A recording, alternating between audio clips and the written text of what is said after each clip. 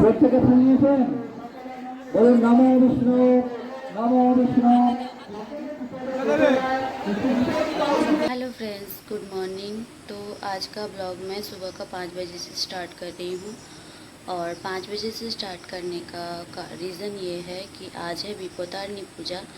तो जिन लोग करते होंगे वो तो जानते हैं, और जिन लोग नहीं करते हैं, मतलब हम लोग जैसे नॉन बंगाली हैं, तो हम लोग में शायद बहुत जन ऐसे हैं जिन लोग विपोतारनी पूजा नहीं करते हैं। बट मेरी सास मुझे करवाई थी, तो मैं तभी से करते आ रही हूँ। तो वही मैं जाऊँगी आज कालीघाट पूजा देने। तो आप लोग को पूरा ब्लॉग ज़रूर दिखाऊंगी कि मैं ब्लॉग में कि कैसे मैं क्या करती हूँ विपोतारनी पूजा के लिए।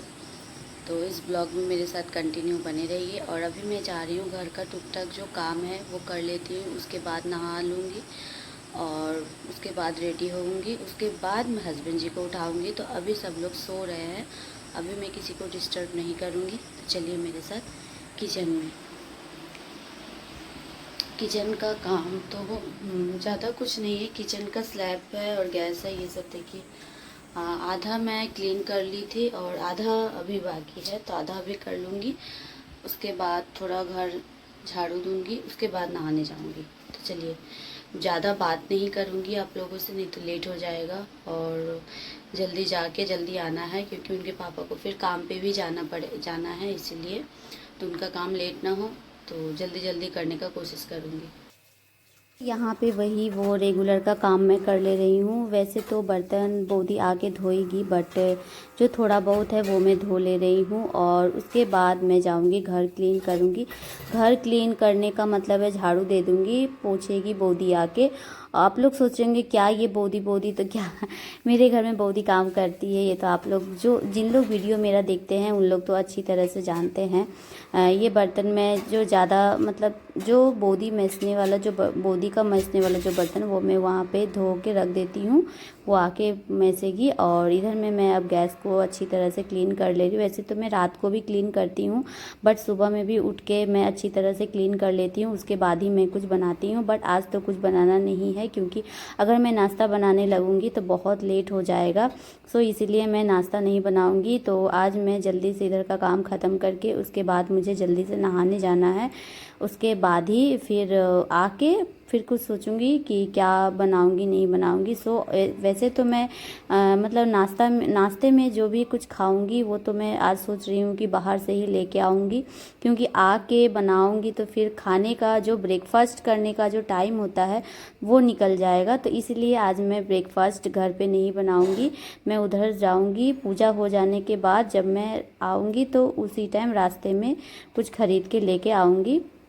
आप लोग सोचे क्या आऊँगी जाऊँगी कर रही है, क्या करूँ पता नहीं क्या क्या, मतलब छोड़िए। तो मेरा इधर में किचन का काम लगभग क्लीन हो चुका है। और आप लोगों को बाहर का वेदर दिखाती हूँ। बाहर में इतना मेघला किया हुआ है, पता नहीं आज सही से जा पाऊँगी या फिर बारिश में ही जाना पड़ेगा। सो आप लोग वीडियो को देखते रहिए, तो आप लोग को पता चल जाएगा कि बारिश हुआ था या नहीं। बट मौसम बहुत ही अच्छा लग रहा है देख के।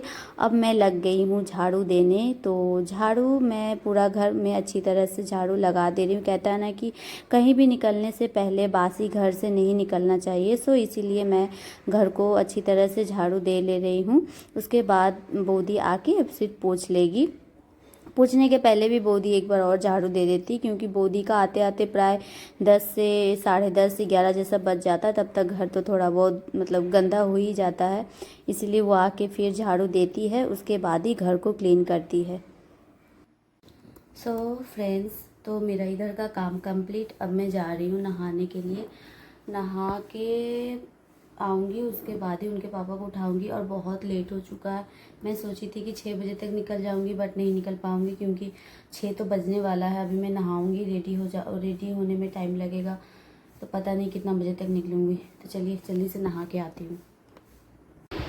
तो मैं नहाने के बाद रेडी होना भी स्टार्ट हो गई और उनको उठाई, बट वो बोले तुम रेडी हो जाओ, उसके बाद मैं उठ रहा हूँ।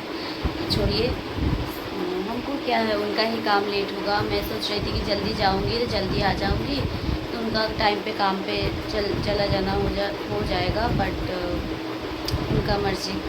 तो अभी मैं पूरा रेडी नहीं हुई हूँ, देखिए अभी सब मेरा ऐसे ही है। मैं अब जा रही हूँ, साड़ी का आंचल करूँगी, उसके बाद ज़्यादा मेकअप नहीं करूँगी, हल्का सा करूँगी, उसके बाद फिर उनको उठाऊँगी। तो ये रहा मेरा फाइनल लुक। कैसी लग रही हूँ मैं?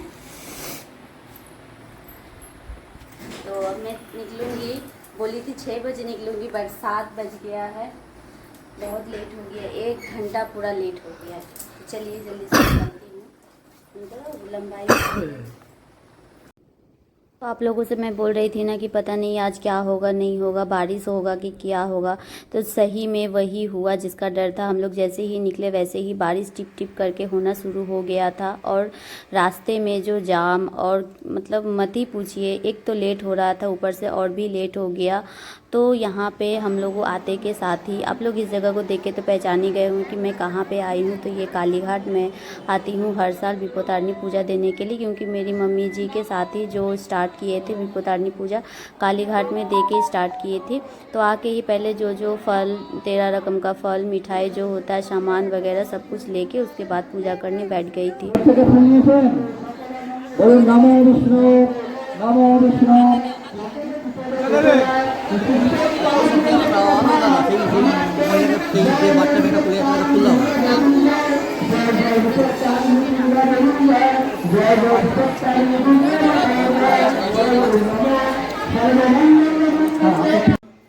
तो मेरा पूजा लगभग कंप्लीट हो गया है। अब मैं जो दक्षिणा होता है वो मैं दे रही हूँ।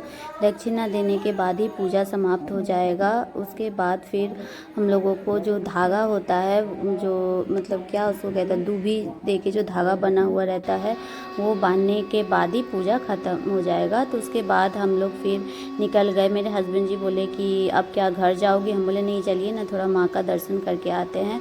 तो जानते हैं फ्रेंड, माँ का दर्शन करने के लिए जैसे निकले तो आप लोग तो जानते हैं लड़के लोग का जो भी चीज़ देखो वो तो लेने का मन करता ही है। तो चूड़ी लेने के लिए रुक गए थोड़ा।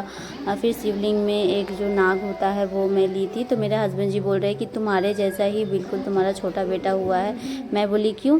तो तुम जहाँ पे जो चीज़ देखती हो रुक जाती हो लेने के लिए, वैसे ही वो हुआ। वो भी उसको भी कहीं लेके निकलो तो वो उसको जो भी चीज़ दिख जाता है वो लेने के लिए मतलब परेशान हो जाता है, उसको बिना लिए मन नहीं मानता है।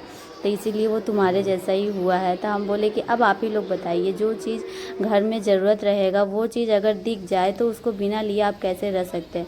तो लेना ख़त्म हुआ कि हम लोग जैसे ही बाहर निकले, अंदर में थे तो बारिश का पता नहीं चल रहा था।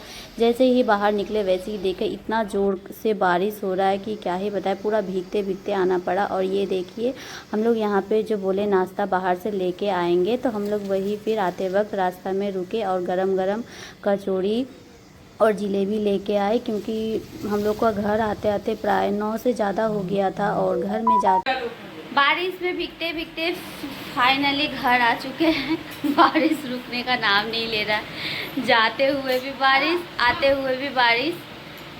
तो घर तो आ गए हैं, अब जा रहे ड्रेस खोलेंगे, उसके बाद फिर बच्चे लोग को खाने।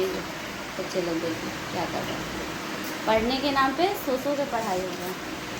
बोले थे होमवर्क कर लेना, 10 बजे आएगी मिस पढ़ाने, अभी तक कंप्लीट नहीं किया। मेरे महाराज जी को खाने के लिए दे दी, वो फट से अभी निकल के चले जाएंगे, उनका लेट हो रहा है काम पे जाने का। क्या है 7 बजे हम लोग का यहीं से टाइम हो गया निकलने में, तो आने में थोड़ा टाइम तो लगेगा ना।